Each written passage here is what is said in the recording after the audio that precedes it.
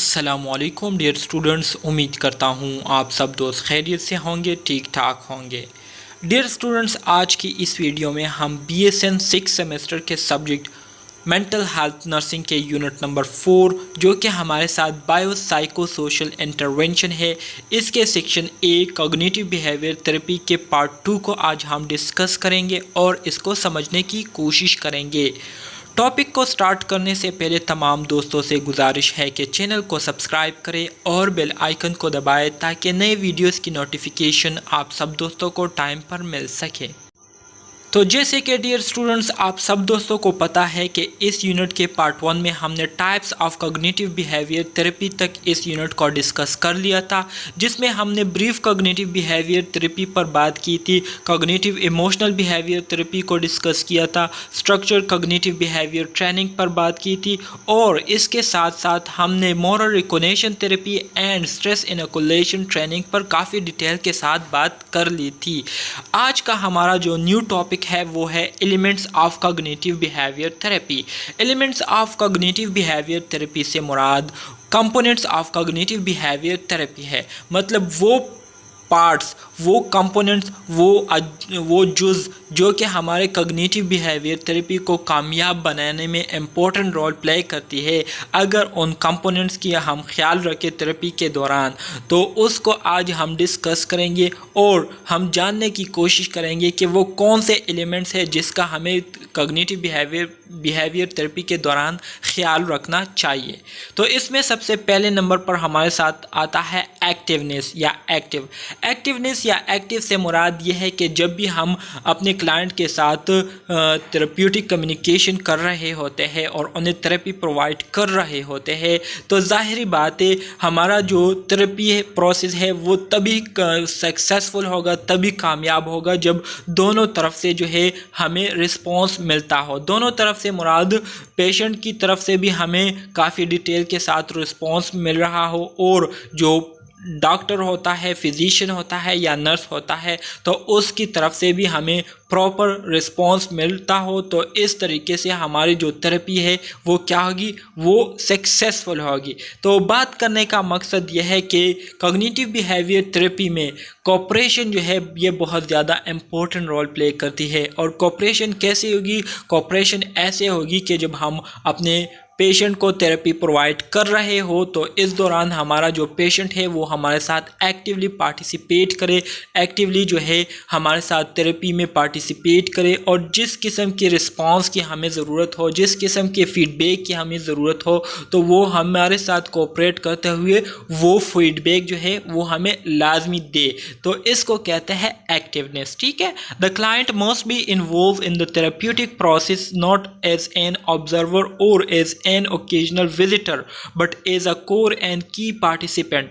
ठीक है, जैसे कि मैंने आपको कहा कि इस थेरेपी के दौरान जो पेशेंट होता है तो वो ना सिर्फ ऑब्जर्वर और ओकेजनल विजिटर के तौर पर हमारे साथ पार्टिसिपेट नहीं करेगा बल्कि वो मुकम्मल तौर पर हमारे साथ कोऑपरेट करेगा, हमारे साथ पार्टिसिपेट करेगा और हर किस्म के फीडबैक के लिए वो हमारे लिए क्या होगा, ज़रूरी होगा। ठीक है, तो तभी हमारी जो थेरेपी है वो कामयाब होगी, इफ़ेक्टिव होगी।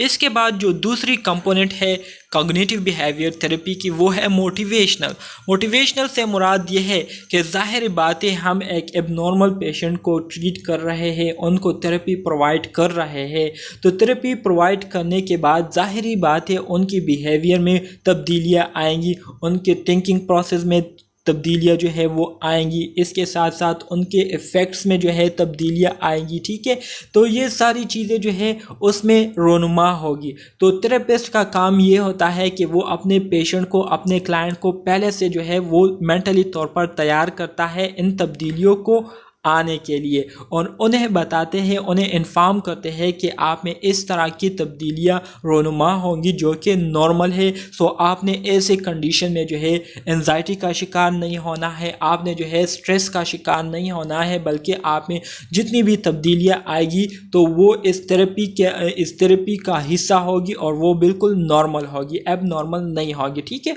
सो आपने रिलैक्स रहना है और आपने जो है सब्र से काम लेना है। तो इसको कहते हैं है मोटिवेशन, ठीक है। The therapist need to take responsibility for helping motivate the clients toward a change in behaviour, effect and or thinking. जैसे कि मैंने आपको स्टार्ट में बताया कि थेरेपिस्ट क्या करेगा, थेरेपिस्ट जो है वो हमेशा इस बात के लिए तैयार रहेगा कि वो अपने क्लाइंट को जहनी तौर पर तैयार करेगा कि आपकी जो बिहेवियर है, आपके जो इफ़ेक्ट्स और थिंकिंग प्रोसेस है, इसमें इस थेरेपी की वजह से क्या आएगी, थोड़ी बहुत तब्दीलियाँ आएगी जो कि नॉर्मल होगी। So the therapist must be able to set up the format and rational for the client to consider change of value, ठीक है। सो थेरेपिस्ट क्या करेगा, थेरेपिस्ट ने जो है पहले से एक प्लान तैयार कर रखा होगा जिसके मुताबिक वो फिर अपने क्लाइंट्स को उन तब्दीलियों के बारे में जो है वजह पेश करेंगे, उनको बताएंगे कि आप में जो तब्दीलियाँ रोनुमा हुई है तो इसकी बुनियादी वजह ये है और ये तब्दीलियाँ जो आप में ज़ाहिर हुई है या आप में आई हुई है तो ये बिल्कुल नॉर्मल है, इससे आपको किसी किस्म का ख़तरा नहीं है, ठीक है। सो इससे आपका जो पेशेंट है वो मोटिवेटेड रहेगा, वो जो है मोटिवेशन जो है उसमें मौजूद होगी, ठीक है। डायरेक्टिव से मुराद क्या है? The therapist must be able to develop a treatment plan and then to help the client to understand, contribute to and see the treatment plan as a template for change. Therapist क्या करेगा, therapist जो है एक treatment plan बनाएगा और उस treatment plan के मुताबिक फिर वो अपने क्लाइंट्स को अंडरस्टैंड करेगा या अपने क्लाइंट को समझाएगा, उन्हें जो है कंट्रीब्यूट करने के लिए बताएगा, कोऑपरेट करने के लिए बताएगा और इसके साथ साथ उन्हें जो है एज अ टेम्पलेट जो है वो डेमो करके दिखाएगा कि इससे आप में ये तब्दीलियाँ रोनुमा होगी, ठीक है। स्ट्रक्चर से मुराद यह है कि cognitive behaviour therapy is structured in two ways. First, the overall therapy follow structure that approximate the treatment plan. हम जितनी भी थेरेपी को प्रोवाइड कर रहे होते हैं अपने पेशेंट्स को, अपने क्लाइंट्स को, तो वो हमारे ट्रीटमेंट प्लान के मुताबिक होता है, ठीक है, जो कि एक मुकम्मल स्टेप वाइज होता है। इसके साथ साथ हम जितने भी सेशंस करते हैं अपने पेशेंट्स के साथ, तो उन सेशंस का एक दूसरे के साथ जो है मिलना जुलना होना चाहिए, ठीक है। मतलब एक सेशन जब हम ख़त्म करते हैं तो दूसरा सेशन जब हम स्टार्ट करते हैं तो उस दूसरे सेशन का जो है पहले वाले सेशन के साथ थोड़ा रिलेवेंसी होनी चाहिए, जिससे क्लाइंट को फिर पहले वाले सेशन की जो बातें हैं वो फिर दोबारा रिकॉल होगी, उन्हें याद होगी, ठीक है। Collaborative, the therapeutic collaboration can not be 50/50। जितनी भी हम थेरेप्यूटिक कोलेब्रेशन करते हैं तो वो 50/50 नहीं होती। For severe depress client the possibility to generate 50% of the therapeutic effort is impossible. अब हमारे साथ कभी जो है कुछ पेशेंट ऐसे आ जाते हैं जो कि बहुत ज़्यादा डिप्रेस हो चुके होते हैं, बहुत ज़्यादा डिप्रेशन का शिकार हो चुके होते हैं, तो ऐसे पेशेंट्स का हमारे साथ कोलेब्रेशन करना ड्यूरिंग थेरेपी वो बहुत ज़्यादा मुश्किल हो जाता है, नामुमकिन हो जाता है, क्योंकि वो बहुत ज़्यादा डिप्रेशन का शिकार हुए होते हैं, जिसकी वजह से वो अपने होश और हवास में नहीं होते, उन्हें समझ ही नहीं आ रही होती कि हमें क्या करना चाहिए, क्या नहीं करना चाहिए, कैसे कामों को सरअंजाम देना चाहिए, ठीक है। इनिशियली द कोलेब्रेशन में be 90/10 for each client. The therapist must be evaluate the client ability and motivation for the therapy. अब स्टार्ट में जो कोलेब्रेशन होती है तो स्टार्ट में कोलेब्रेशन जो है ये ज़्यादा हो सकती है, ठीक हो सकती है, अच्छी तरह हो सकती है, लेकिन हर क्लाइंट के लिए जो है थेरेपिस्ट को चाहिए कि वो अपने क्लाइंट को थेरेपी प्रोवाइड करने से पहले अपनी क्लाइंट की जितनी भी अंडरस्टैंडिंग एबिलिटीज़ है, चीज़ों को समझने की जितनी भी सलाहियतें हैं, उसकी इवॉल्यूएशन करे, उसको जो है इवॉल्वेट करे, ठीक है। और इसके साथ साथ अपने क्लाइंट को मोटिवेट करे, जिससे वो फिर मोटिवेटेड रहेंगे और वो थेरेपी में जो है मुकम्मल भरपूर तरीके से पार्टिसिपेट करेंगे। प्रॉब्लम ओरिएंटेड से मुराद यह है कि कॉग्निटिव बिहेवियर थेरेपी को हम ख़ास तौर पर इस मकसद के लिए प्रोवाइड करते हैं ताकि हमारे पेशेंट को जो प्रॉब्लम फेस करने पड़ रहे हैं तो उस प्रॉब्लम को हम क्या करें, इस थेरेपी के ज़रिए सॉल्व कर सके, ठीक है। तो cognitive behaviour therapy focuses on discrete problems rather than ways and amorphous goals. Of feeling good, getting better और इंक्रीजिंग सेल्फ इस्टीम। ठीक है, जैसे कि मैंने आपको कहा कि प्रॉब्लम ओरिएंटेड से मुराद यह है कि कॉग्निटिव बिहेवियर थेरेपी में हम ख़ास तौर पर उन प्रॉब्लम्स पर फोकस करते हैं जो कि पेशेंट फेस कर रहा होता है, और इसके अलावा जो बेमतलब बातें होती है, बेमतलब चीज़ें होती है, तो उसको हम क्या करते हैं, इग्नोर करते हैं। Psycho education, the therapist work as a change agent. Many to problems that bring therapy involve skills deficit. Therapist जो है इसका काम एज अ चेंज एजेंट होता है। बहुत सारे ऐसे प्रॉब्लम्स होते हैं जो कि लोग उसको ख़ुद सॉल्व नहीं कर सकते, और लोगों के पास उसको सॉल्व करने के लिए स्किल्स नहीं होते, फ़न नहीं होते, जिसकी वजह से वो जो है क्लिनिक आते हैं और अपने जो थेरेपिस्ट होते हैं उनके साथ रुजू करते हैं। The therapist may have to teach by direct instructions, modelling and role play. तो ऐसे कंडीशन में, ऐसे सिचुएशन में फिर थेरेपिस्ट क्या करता है, वो अपने पेशेंट्स को टीच करता है, अपने पेशेंट्स को जो है वो सिखाता है कि किस तरह से आप अपने प्रॉब्लम्स को सॉल्व कर सकते हैं। उनको डायरेक्ट इंस्ट्रक्शन देते हुए या उनको मॉडल पेश करते हुए या एज अ रोल प्ले करते हुए वो अपने पेशेंट्स को समझाते हैं कि आपने इस तरह से अपने रोज़मर्रा के प्रॉब्लम को जो है सॉल्व करना है, उसको हल करना है।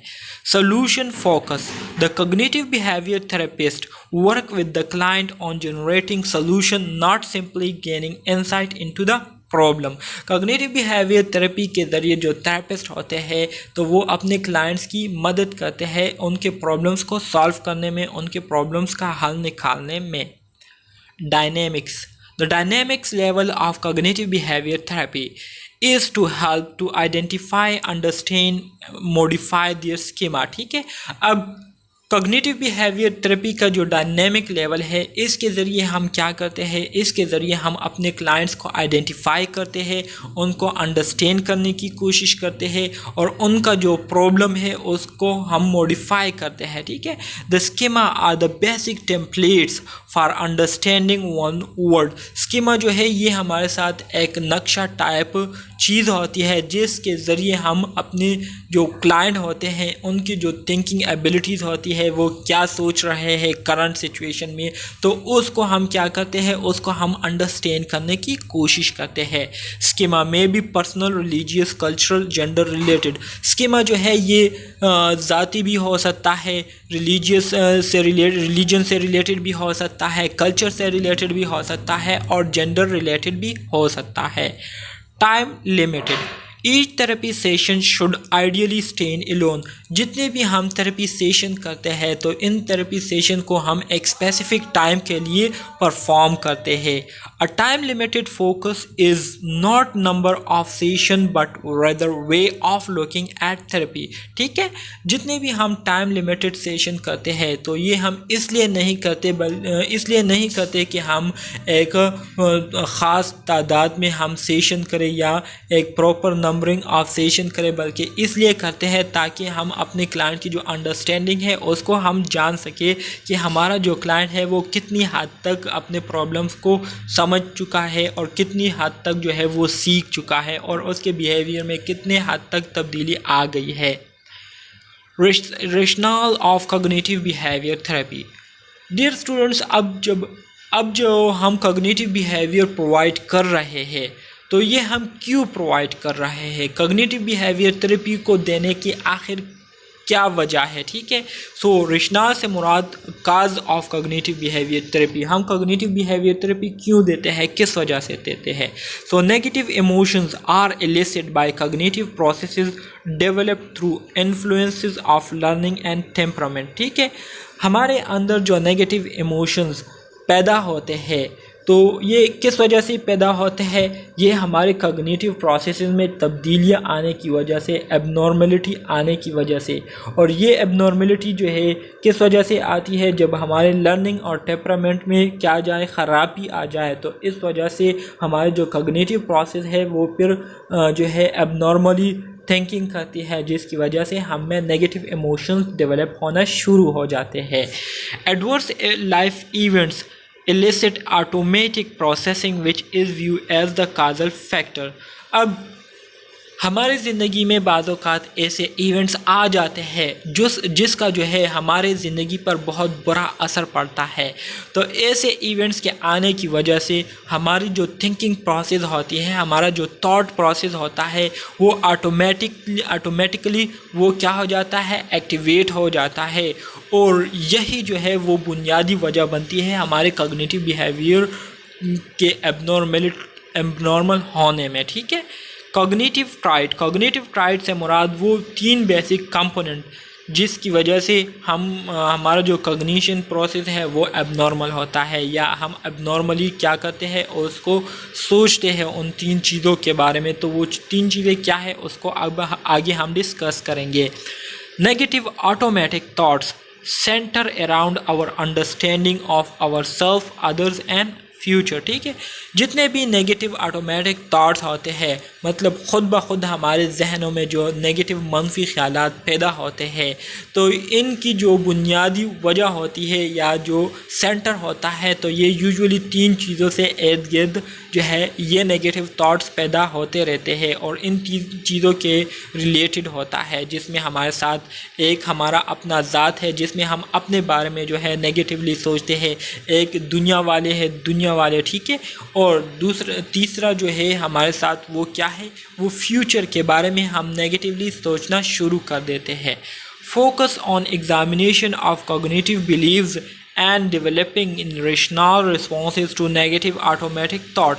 इसमें हम क्या करते हैं, इसमें हम कॉग्निटिव बिलीव को एग्जामिन करने की कोशिश करते हैं, और जितने भी ऑटोमेटिक थॉट्स हैं नेगेटिव, जो कि नेगेटिव खुद ब खुद पैदा होते हैं, तो इसके पीछे क्या रीज़न है, इसके पीछे क्या वजूहात है, उसको हम मालूम करने की कोशिश करते हैं। कॉग्निटिव स्पेसिफिसिटी हाइपोथेसिस क्या है?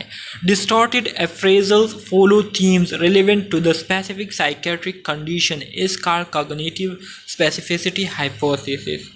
कहते हैं कि जितने भी हमारे साथ ख़राब हालात आते हैं या जितने भी हम क्या करते हैं, एबनॉर्मली बिहेव करते हैं, तो ये क्यों करते हैं? ये इसलिए करते हैं क्योंकि हमारी जो साइकेट्रिक कंडीशन होती है, ठीक है, वो जो है एक ख़ास बीमारी का शिकार हुई होती है, उसमें एक ख़ास एबनॉर्मलिटी आई हुई होती है, जिसकी वजह से हम जो बिहेव करते हैं तो वो एबनॉर्मली बिहेव करते हैं और नॉर्मल नहीं करते।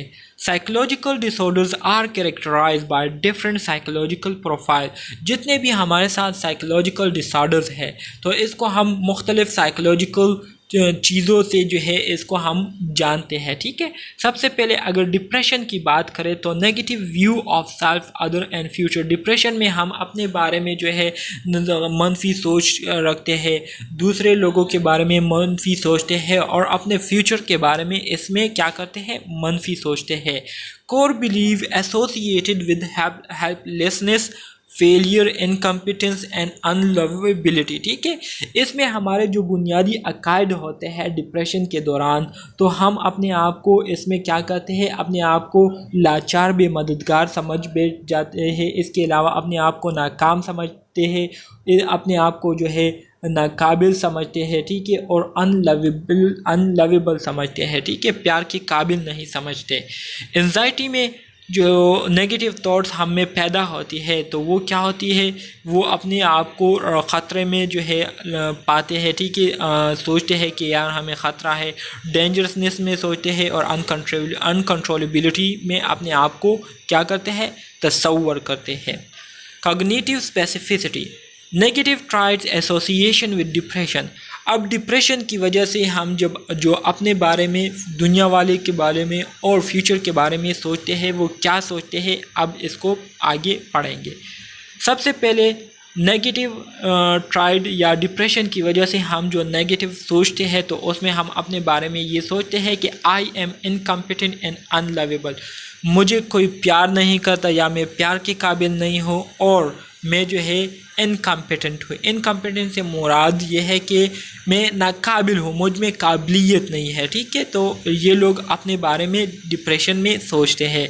इसके अलावा दूसरे लोगों के बारे में ऐसे पेशेंट इस तरह से सोचते हैं कि people do not care about me, लोगों का मेरा कोई ख्याल नहीं है, लोग जो है मेरा बिल्कुल फ़िक्र ही नहीं करते, मेरा बिल्कुल ख्याल ही नहीं रखते, ठीक है, या लोगों की नज़र में मेरी बिल्कुल अहमियत ही नहीं है।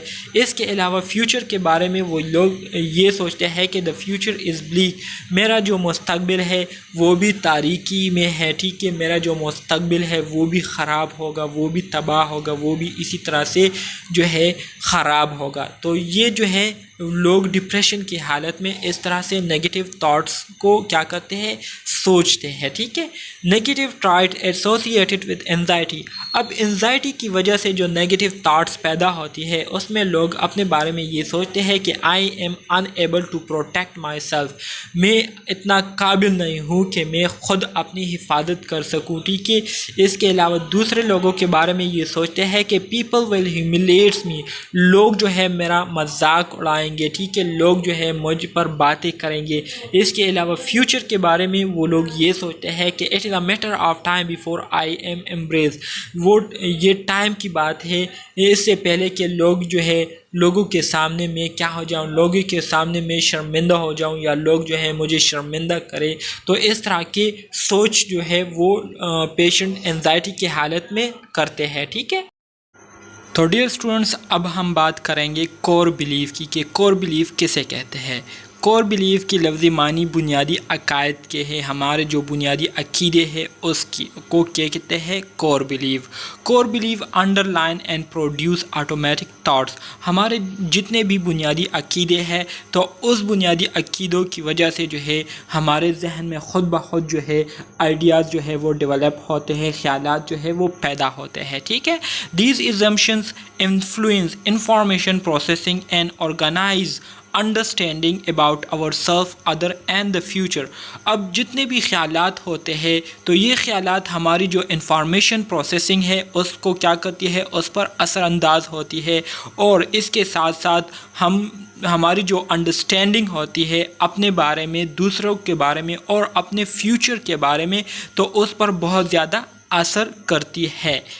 These core beliefs remain dormant until activated by stress and negative life event। और ये जितने भी बुनियादी अकीदे हैं ये उस वक्त तक डोमिनेंट रहते हैं, उस वक्त तक डोरमेंट रहते हैं, मतलब एक्टिव रहते हैं, पर असर रहते हैं जब तक कोई स्ट्रेस या नेगेटिव लाइफ इवेंट हमारी ज़िंदगी में ना आया हो, ठीक है।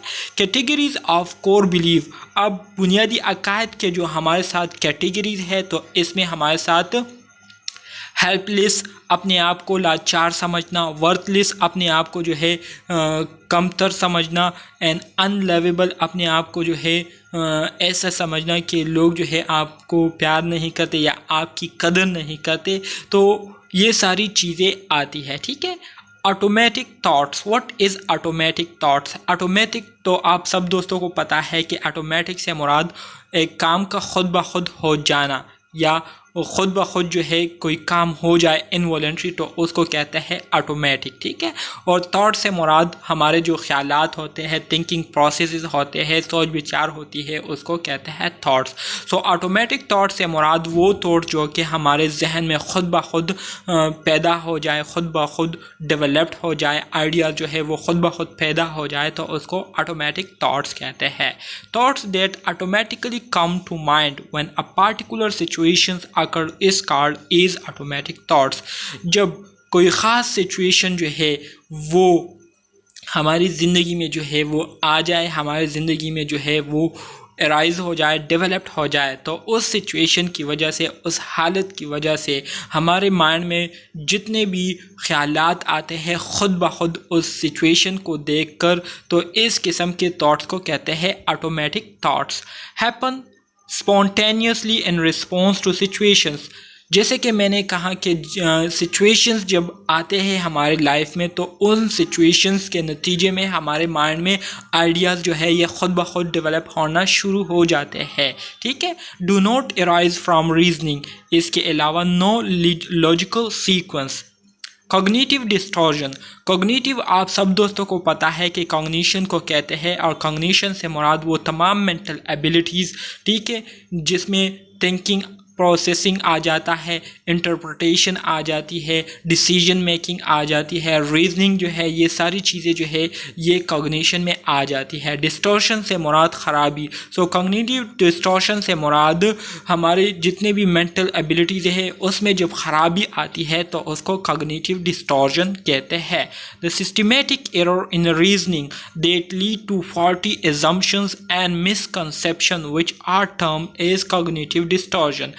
कॉग्निटिव डिस्टॉर्शन ये हमारे साथ वो सिस्टमेटिक एरर है रीजनिंग में जिसकी वजह से हम किसी चीज़ के बारे में गलत एज्यूम करते हैं और उसके बारे में जो है गलत सोचते हैं, उसके बारे में हम मिसकंसेप्शन करते हैं, जिसको फिर हम क्या कहते हैं, कॉग्निटिव डिस्टॉर्शन कहते हैं। इसमें एक हमारे साथ आर्बिट्री इन्फरेंस है और एक हमारे साथ सेलेक्टिव एब्स्ट्रैक्शन है। आर्बिट्री इन्फरेंस किसे कहते हैं? Arbitrary inference refers to making conclusion without supporting and relevant evidence. बग़ैर किसी सबूत के, बग़ैर किसी रिलेवेंट जवाज़ के आप एक ऐसा फ़ैसला करते हैं जो कि आपके फ़ैसले से जो है उससे कोई चीज़ रिलेटेड ना हो, तो इसको कहते हैं आर्बिट्री इन्फरेंस। दिस इंक्लूड कैटास्ट्रोफिजिंग और thinking of absolute worst scenario and outcome for most situations. तो आर्बिट्री इन्फरेंस में क्या होता है? आर्बिट्री इन्फरेंस में हम जो भी कंक्लूजन करते हैं, जो भी फ़ैसला करते हैं, तो उस फैसले को हम बग़ैर किसी सपोर्ट के, बग़ैर किसी रिलेवेंट रीज़न के कर देते हैं, जिसकी वजह से फिर हमें जो है बहुत ज़्यादा नुकसान उठाना पड़ता है। कैटास्ट्रोफिजिंग से मुराद नुकसानदेह या तबाहकुन, ठीक है। Selective abstraction. Selective abstractions consisting of forming conclusion based on an isolated detail of an event. Selective abstraction ये हमारे साथ एक ऐसा प्रोसेस होता है जिसमें हम जब आंखों देखा कोई इवेंट देखते हैं तो उस पर यकीन कर देते हैं, लेकिन उसके पीछे क्या वजूहात है, वो इवेंट जो है किस वजह से काज हुआ है, क्यों काज हुआ है, इन चीज़ों को हम इग्नोर कर देते हैं और जो देखा होता है उस पर हम यकीन कर देते हैं और उससे रिलेटेड फिर उसी बेस पर हम क्या कर देते हैं, एक कंक्लूजन जो है वो निकाल देते हैं। तो इसको कहते हैं selective abstraction. In this process other information is ignored and the significance of total context is miss. ठीक है, इस प्रोसेस में क्या होता है, इस प्रोसेस में हम जो दूसरे इंफॉर्मेशंस होते हैं उस इवेंट से रिलेटेड उसको हम मुकम्मल तौर पर इग्नोर कर देते हैं और इसी तरह से हमारे साथ जो हिस्ट्री होती है किसी इवेंट के पीछे, तो उसको हम मुकम्मल तौर पर मिस कर देते हैं।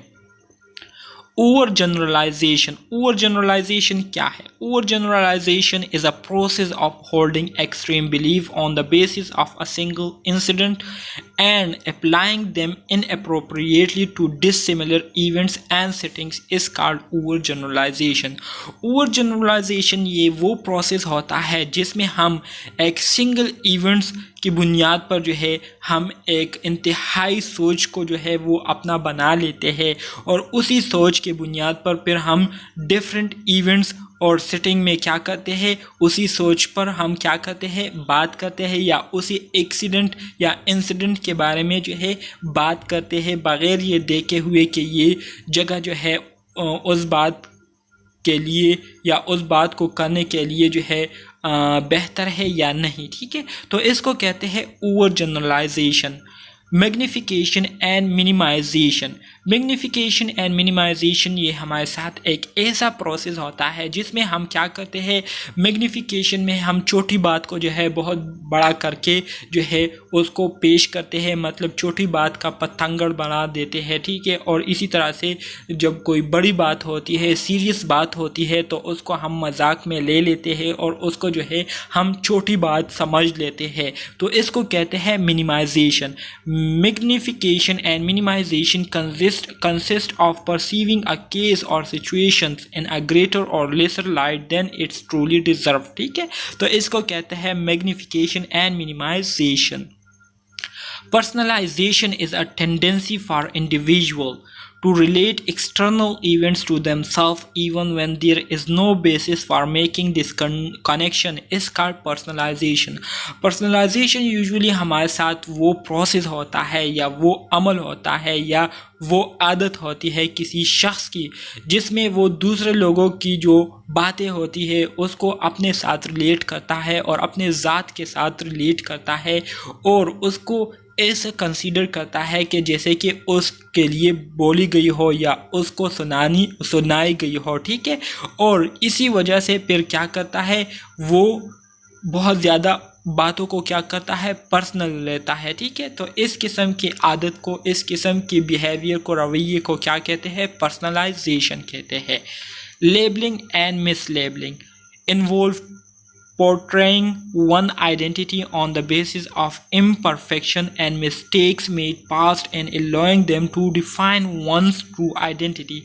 Labeling and mislabeling ये हमारे साथ एक ऐसा प्रोसेस होता है जिसमें हम किसी इंडिविजुअल को क्या करते हैं, उसको हम इम्परफेक्शन के तौर पर आइडेंटिफाई करते हैं। मिसाल के तौर पर किसी बंदे को हम कहते हैं कि यार तुम में ये क्वालिटीज़ मौजूद नहीं है या तुम इसके काबिल नहीं हो या तुम में जो है परफेक्शन नहीं है, ठीक है। तो इसी तरह से हम उस पर कमेंट पास करते हैं और किसी बंदे की जो पुरानी गलतियां हैं या माजी में उससे कोई गलती हुई हो तो उस गलती को लेकर उसकी आइडेंटिटी को हम जगह जगह डिफाइन करते हैं, तो इसको कहते हैं लेबलिंग, ठीक है। पोलराइज थिंकिंग क्या है? What is polarise thinking? Involves thinking and interpreting in all or nothing terms or categorizing experiences in either or extreme. With such dichotomous thinking, events are labeled in black and white term, ठीक है। इसको कहते हैं polarized thinking. Big content that people with emotional difficulties tend to commit characteristics, logical error that tell objective reality in the direction of self-destruction. Big ने जो है अपने model में कुछ ऐसी बातें की थी जिनमें उसने कहा था कि बाज़ लोग जो है इमोशनली क्या करते हैं, इमोशनल डिफ़िकल्टीज़ का शिकार हो जाते हैं जिसकी वजह से वो क्या करते हैं, लॉजिकल एरर्स कर देते हैं और इस लॉजिकल एरर्स की वजह से वो उसकी जो डायरेक्शन होती है वो ख़राब हो जाती है और वो अपने आप को बहुत बड़ा नुकसान पहुंचा देते हैं, ठीक है। तो इसको कहते हैं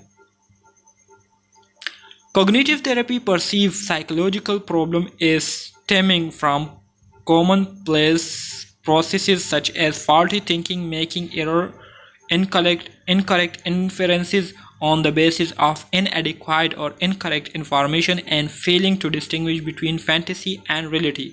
कॉग्निटिव थेरेपी में हम क्या करते हैं, कॉग्निटिव थेरेपी में हम यूजुअली जितने भी साइकोलॉजिकल प्रॉब्लम है उसकी जो बुनियादी जड़ है उसको हम मालूम करने की कोशिश करते हैं, ठीक है।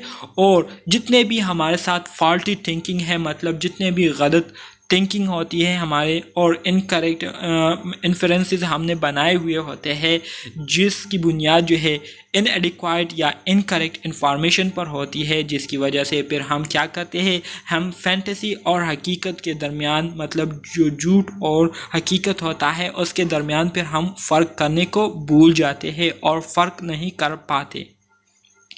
Techniques of cognitive behaviour therapy. अब हम जो कॉग्निटिव बिहेवियर थेरेपी को प्रोवाइड करते हैं, अप्लाई करते हैं, तो इसके हमारे साथ डिफरेंट टेक्निक्स है, ठीक है। अगर उस टेक्निक्स के बेस पर हम कॉग्निटिव बिहेवियर थेरेपी को फॉलो करें तो ये बहुत ज़्यादा इफ़ेक्टिव होगा और इसका बहुत गहरा असर पड़ेगा पेशेंट पर। The cognitive behavior therapy techniques are interesting set of exercises that help modify a person behavioral pattern. जितने भी हमारे साथ cognitive behavior therapy के टेक्निक्स है तो ये जो है बहुत ही ज़्यादा दिलचस्प सेट ऑफ एक्सरसाइजेस पर मुश्तमिल है। मतलब इसमें हमारे साथ मुख्तलिफ़ एक्सरसाइजेस के सेट्स जो है ये मौजूद है जो कि बहुत ज़्यादा दिलचस्प है, जिसकी वजह से जो पेशेंट होता है उसकी जो बिहेवियर पैटर्न है उसमें काफ़ी ज़्यादा तब्दीली आती है, उसमें काफ़ी ज़्यादा बेहतरी आती है। The behaviour pattern are modify in order to bring positive changes in the personality. Behaviour pattern को इस तरीके से मॉडिफाई किया जाता है इन टेक्निक्स के ज़रिए, जिसमें उस पेशेंट की जो पर्सनैलिटी है उसमें काफ़ी ज़्यादा मज़बूत चेंजेस जो है वो आ जाती है। Cognitive rehearsal. What is cognitive rehearsals? In this technique, the patient is asked to recall problematic situation of the past. Cognitive rehearsal ये हमारे साथ cognitive behavior therapy की एक टेक्निक है जिसमें हम अपने पेशेंट्स को कहते हैं कि वो अपने पुराने ज़माने में जो उसको प्रॉब्लमेटिक सिचुएशंस आए हुए थे, उनको जो प्रॉब्लम आए हुए थे, जो प्रॉब्लम उन्होंने पहले ज़माने में या पास्ट में फेस किए थे, तो उसको वो दोबारा रिकॉल करे, उसको थोड़ा सा याद करे। The therapist and patient both work together to find out a solution for the problem और a way in which difficult situations if it occur in the future can be sorted out. तो cognitive rehearsal therapy में जो है therapist क्या करता है, therapist और patient दोनों जो है मिलकर जो है मुख्तलिफ प्रॉब्लम्स के सलूशंस को क्या करते हैं, उसको निकालते हैं, या ऐसे डिफ़िकल्ट सिचुएशन जो कि उनको फ्यूचर में फेस करने पड़े तो उन प्रॉब्लम के सलूशन को क्या करते हैं, दोनों मिलकर निकालते हैं। ठीक है। The therapist ask the patient to rehearse positive thoughts cognitively in order to make appropriate changes to the later thought processes.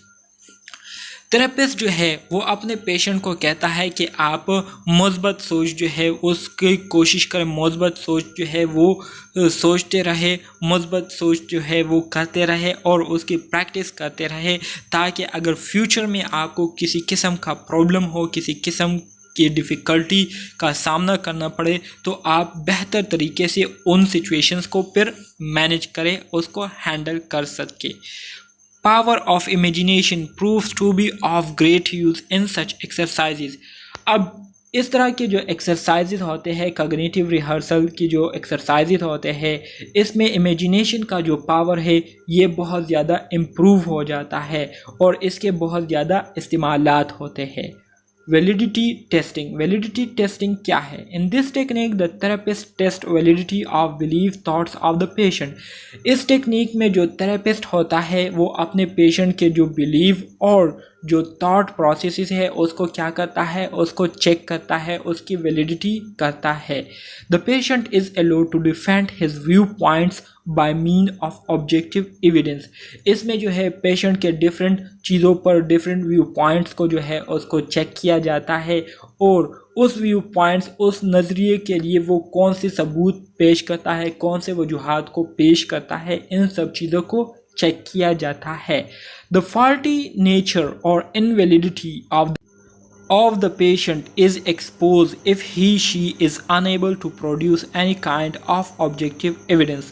अगर इस दौरान वो अपनी बातों के लिए कोई ऑब्जेक्टिव एविडेंस, कोई सबूत जो है वो पेश ना करे, तो इसका मतलब ये है कि उसकी जो नेचर है और उसके जो बिलीव है उसमें थोड़ी बहुत जो है एबनॉर्मेलिटी मौजूद है। Writing a journal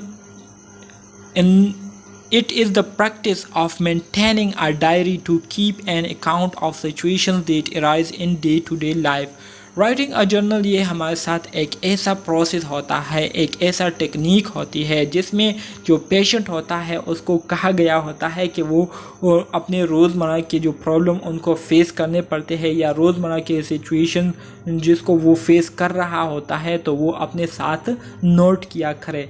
Thoughts that are associated with these situations and the behavior exhibited in response to them are also mentioned in the diary।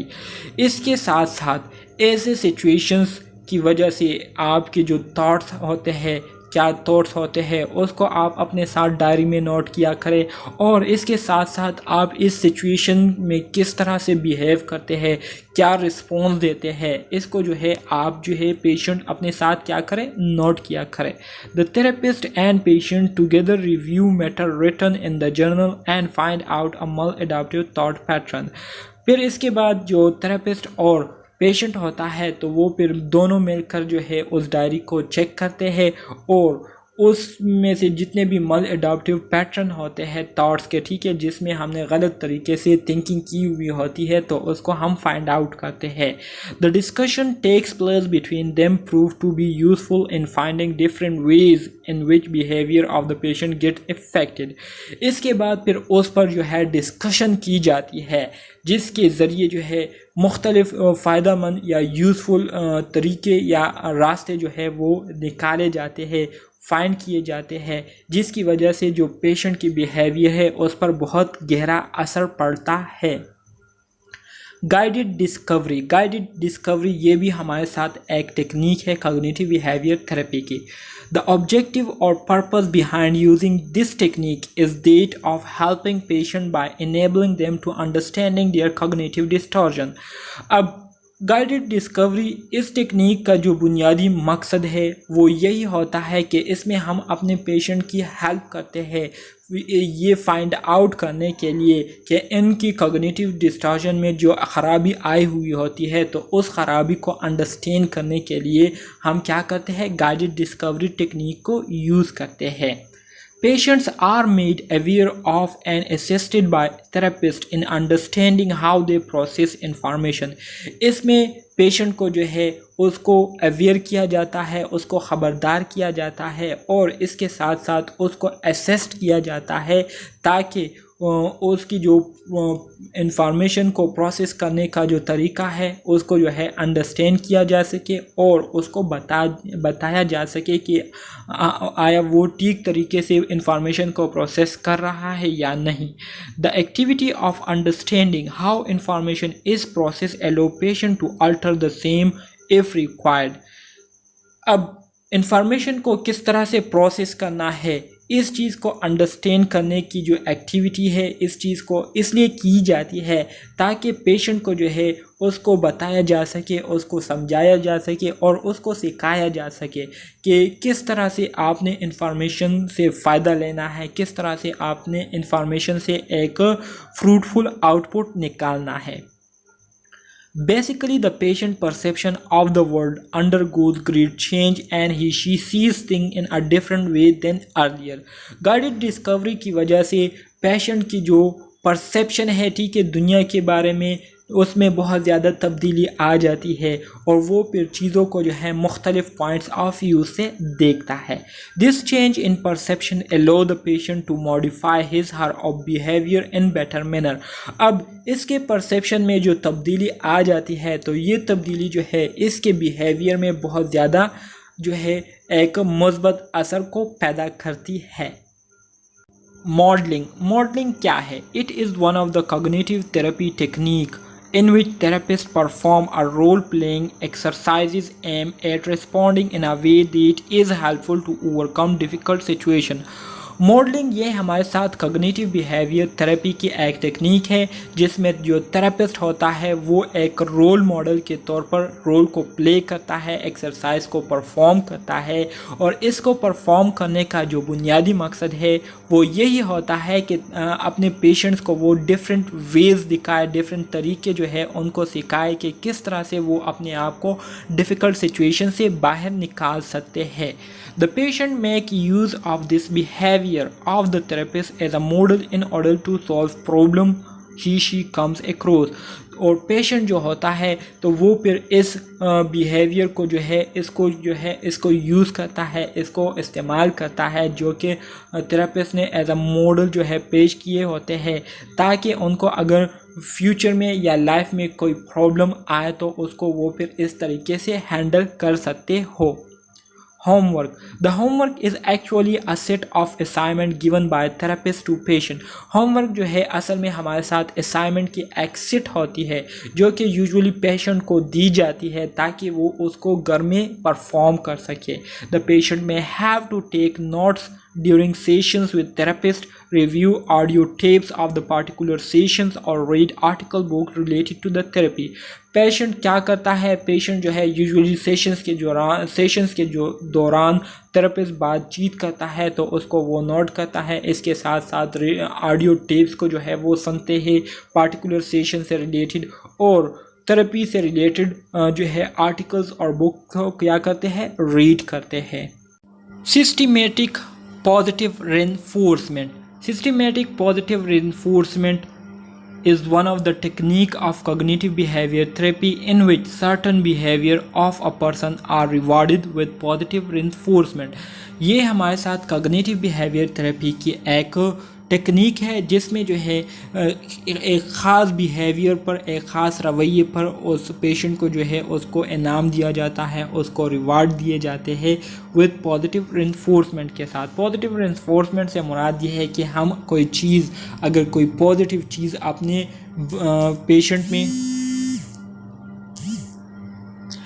Patient में लाना चाहते हैं, ठीक है, कि उसमें ये पॉजिटिव आदत जो है वो पैदा हो जाए, तो उस पॉजिटिव आदत को हम एक पॉजिटिव रेनफोर्समेंट मतलब पॉजिटिव स्टिमुलस के ज़रिए जो है उनमें डालते हैं, जिसके लिए उनको फिर रिवॉर्ड भी दिया जाता है, इनाम भी दिया जाता है, जिसके बाद वो फिर मोटिवेटेड होता है और उसको फिर बार बार वो परफॉर्म करता है। A reinforcement system is establish for the certain positive behaviour. Reinforcement system जो है कुछ ख़ास पॉजिटिव बिहेवियर्स को अपनाने के लिए इस्टेब्लिश किया गया है। Self instructional method. In self-instructional coping method, the therapist attempt not to completely change the way you thinking, but rather teaches coping method that equip you to handle harmful thought processes.